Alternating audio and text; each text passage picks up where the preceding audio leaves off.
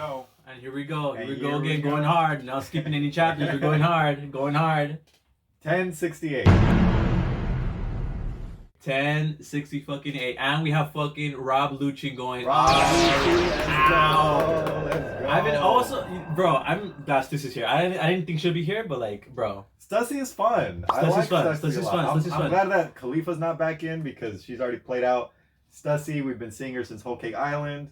She's been cool. She's been calm. And now we see it this chapter. It's pretty fucking funny. Oh, but you know who else I'm really glad is here? Kaku, like he's been acting different. He's been acting. See, okay, it was super. You were saying before you were saying he was different in the sense that like he's cold. He seems I thought he was a little more harder. He's more hardcore. But he's silly. He's being silly this chapter. He's like, oh wow, New Future Island. Oh wow, let me go check out the clouds. Like, what if it was in a deep voice though? What if it's in a deep voice and we don't know? No, this doesn't matter. But I don't think he's that different.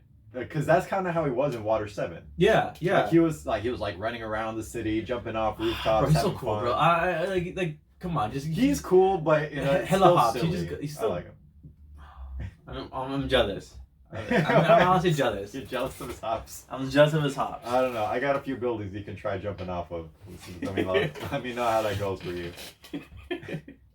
I'm gonna moonwalk off of them. Come on. But here we got Lucci. Luffy crossing paths.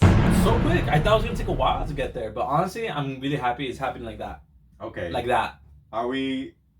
Luffy's got a bit of a handicap right now. Handicap? He's carrying an unconscious Bonnie. Okay, that's bullshit, bro. That's still a handicap because he's gonna be fighting. Okay, yeah, I know, but it's fucking dumb. Like, okay, like little roaches. Okay, like what?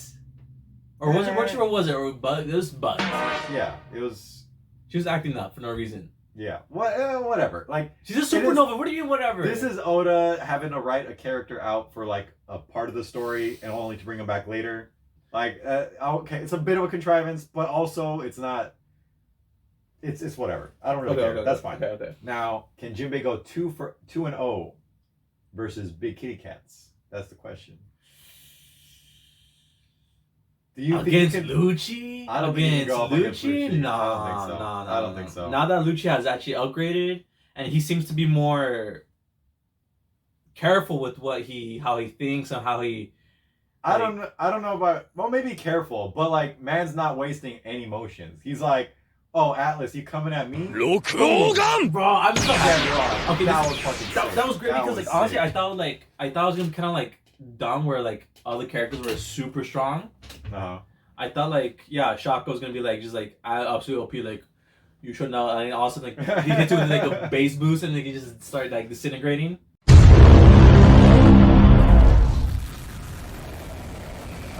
No, this was cool because we saw Atlas knock Luffy silly, right? I mean, I guess. I mean, obviously, like didn't KO him, but there's enough force in there to knock him on his ass. Yeah. So Atlas isn't no pushover, and so now Lucci coming in, just doing the whole fucking advanced armament hockey on her, and just go bam. Oh, you think it's gonna happen? No, that's what Rob Lucci's. No, I know that did happen. Okay. But what I'm saying is, Rob Lucci looking at Luffy, like, oh, and then all of a sudden, she just rises up again. She just rises up. And she's like, oh my god.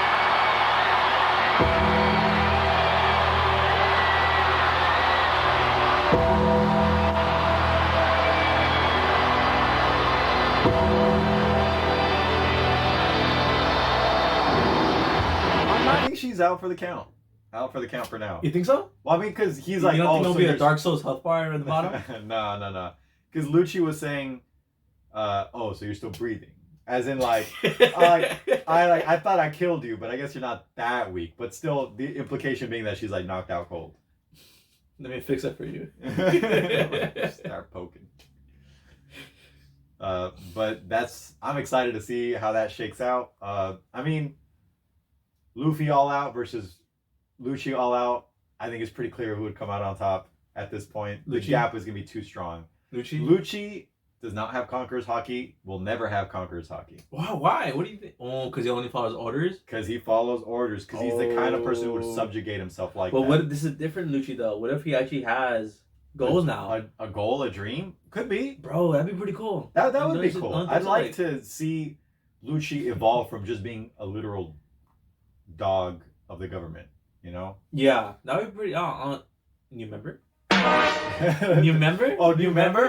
Jerry listened to this and be like, "Oh shit, Lucci's gonna join the Straw Hats."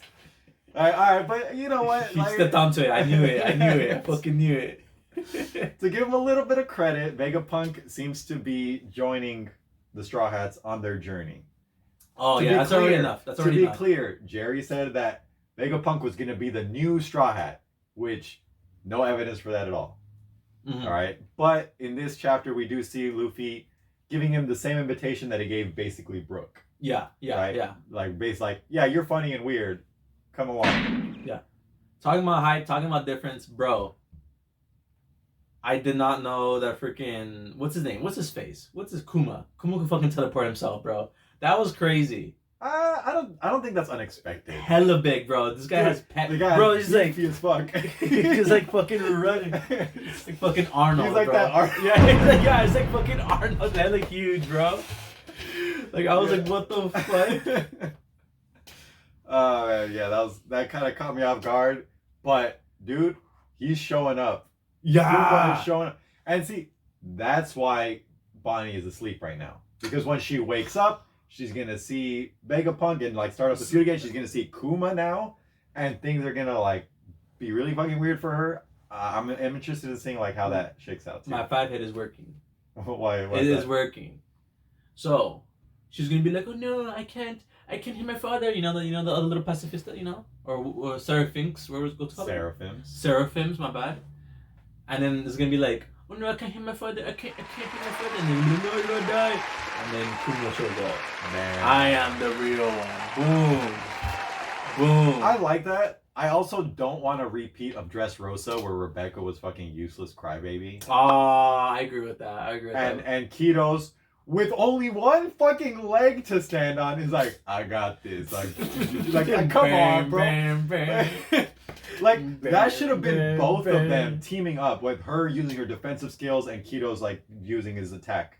Mm-hmm, you know, but instead she's like, I'm crying now. I don't remember because a gladiator. Like how? No, but she spent so much time training and getting her skills and like being strong and using the training that Kitos showed her. Yeah. And then just be like, oh no, I can't do it. I'm too weak. I'm just a woman. Like I hate that. I don't like that. And I get Dressrosa was really about like the man's role in different relationships. You see that in a lot of different things. Like you see that in, you know, Senor Pink, for example. Mm-hmm. You see that again with Kitos. Yeah. You see that with Doflamingo and his brother. Yeah. Corazon with Law. All these, it's very father figure driven. It's very patriarchal of an arc. Like those themes are hit pretty hard in Dressrosa. So like a man's role, like what is his role within his relationships with anyone? Basically, I think like you see that a lot. I could definitely see that. Like Usopp, for example, was also a big one. Like a man needs to stand up for those who are weaker. Like even if he himself, like it's just like it's all that sort of stuff. And then Usopp, a man has to leave his son. In order for him to grow, a real man. Struggle makes a man. Abandon your kids. Go out to sea. Be a man. Be a man. Talking about 2 men, bro. Gas, dude, and freaking. That's so.